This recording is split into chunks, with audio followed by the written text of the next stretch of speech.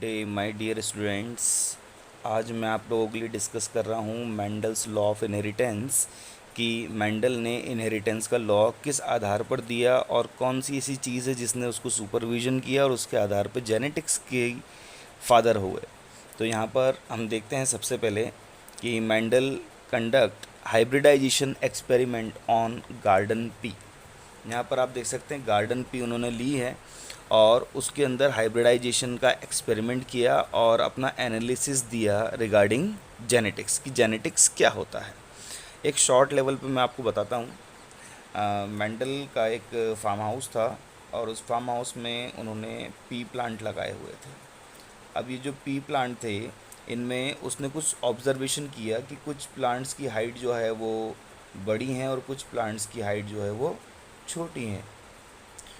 तो यहाँ पर उसने डिसीज़न लिया कि हमने सीड तो एक जैसे बोए थे लेकिन कुछ प्लांट जो है वो टॉल नेचर के हैं और कुछ जो है वो शॉर्ट नेचर के हैं। फिर जब इनमें फ्लावरिंग आती हैं तो फ्लावरिंग के टाइम पे भी वो देखता है कि कुछ फ्लावर्स जो हैं they are appear in white colour and some are violet in colour. तो यहाँ पर भी बहुत सारे वेरिएशन उसको देखने को मिल जाते हैं।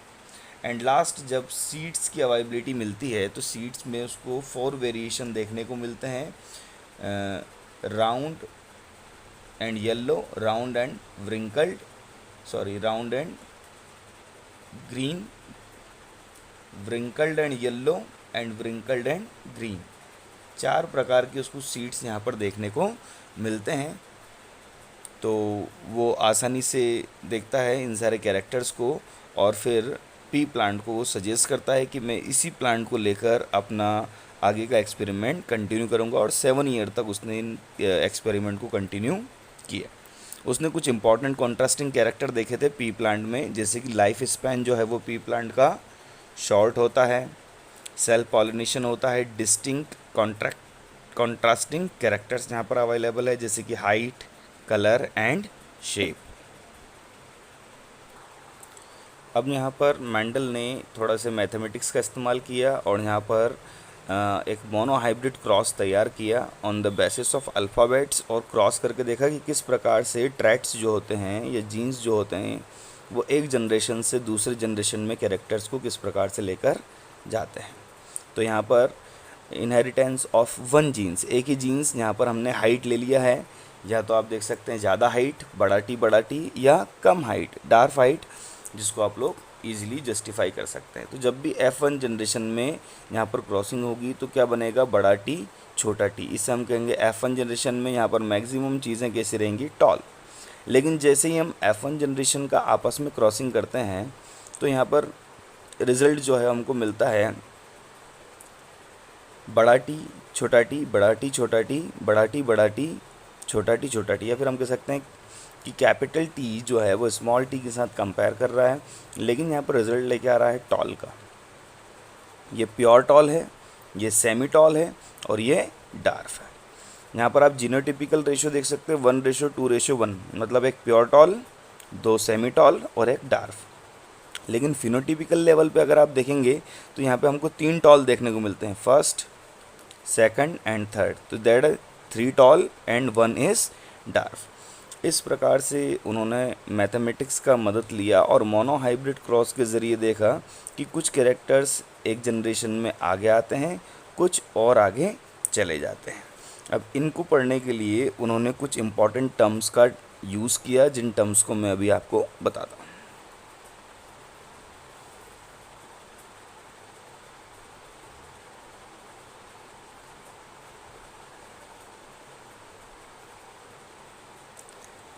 ये कुछ इंपॉर्टेंट टर्म्स हैं जो मेंडल ने दिया है। Mendel called the factor that pass through gamete from one generation to next, now days it is called a genes. ये सारी चीज़ें जीन्स कहलाती हैं। मैंने आपको पहले बताया कि जीन्स के अंदर डीएनए, डीएनए के अंदर ट्रेट्स और ट्रेट्स के अंदर एलील अवेलेबल होते हैं। The genes that code a pair of contrasting traits, जैसे कि आप लोग कह सकते हैं कि ट्रेट्स में बड़ा टी भी हो सकता है, छोटा टी छोटा भी हो सकता है, बड़ा टी और छोटा टी भी हो सकता है। अलग अलग प्रकार के ट्रेट्स होते हैं जो कंबाइन करके एलील्स का फॉर्मेशन करते हैं। Alphabetical symbols are used to represent each genes. इन जीन्स को रिप्रेजेंट करने के लिए उन्होंने अल्फ़ाबेट्स का इस्तेमाल किया और उन अल्फ़ाबेट्स में कुछ अलग अलग प्रकार के ट्रेट्स देखने को मिलते हैं, जैसे कि homozygous traits and heterozygous traits.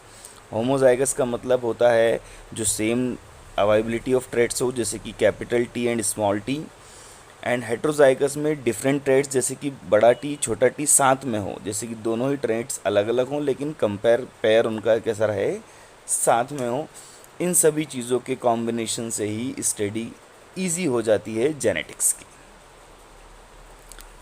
अब यहाँ पर जैसे उन्होंने मोनोहाइब्रिड क्रॉस किया, ऐसे ही डाईहाइब्रिड क्रॉस भी होता है। मोनोहाइब्रिड में एक जीन लिया जाता है, डाईहाइब्रिड में दो जीन्स ले लिए जाते हैं। जैसे कि हम लोग कह सकते हैं रेड एंड वाइट, तो दो अलग अलग कलर हैं और जिनको हम लोग सेपरेट करेंगे डाईहाइब्रिड क्रॉसेस में।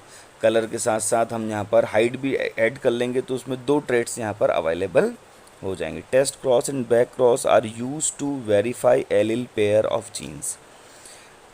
जीन्स के एलिल्स के पेयर को वेरीफाई करने के लिए हम टेस्ट क्रॉस और बैक क्रॉस का इस्तेमाल करते हैं। तो यहाँ पर आज हमने कुछ इम्पॉर्टेंट टर्म्स पढ़ी हैं regarding Mendel law of inheritance. Thank you.